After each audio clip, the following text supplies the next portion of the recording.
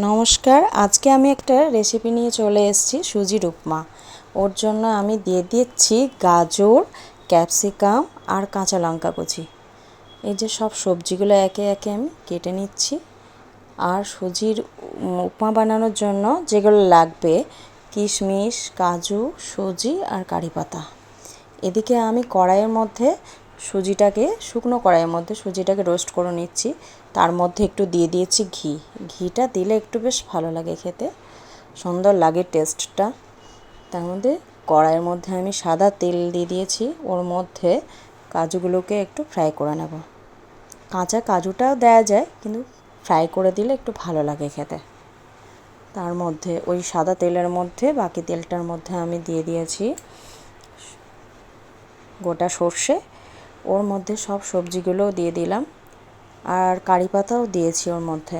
কারি পাতা তো মাস্ট লাগবেই, গোটা সর্ষে আর কারি পাতাটা বেশ ভালোই লাগে। আর এর মধ্যে দিয়ে দিলাম একটু ঘি।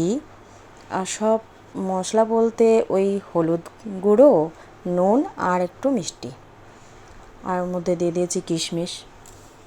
তো আপনারা চাইলে মিষ্টিটা স্কিপ করতে পারেন, যারা যেটা পছন্দ করে।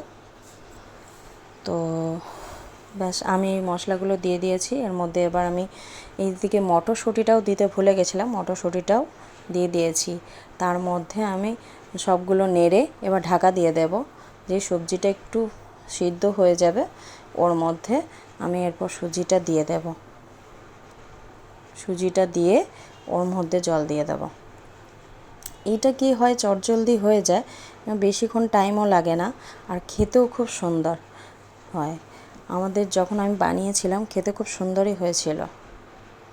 তো এইরকম চটজলদি নাস্তার জন্য, ঘরে বানানোর জন্য এরকম বানিয়ে নেবেন, বেশ ভালোই লাগবে খেতে। বাচ্চাদের সবসময় তো ম্যাগি পাস্তাই খেতে ভালোবাসে, কিন্তু এটাও ভালোবাসবে। তো এই ভিডিওটা যদি আপনাদের ভালো লেগে থাকে, লাইক, শেয়ার, কমেন্ট এবং সাবস্ক্রাইব অবশ্যই করে দেবেন। Thank you.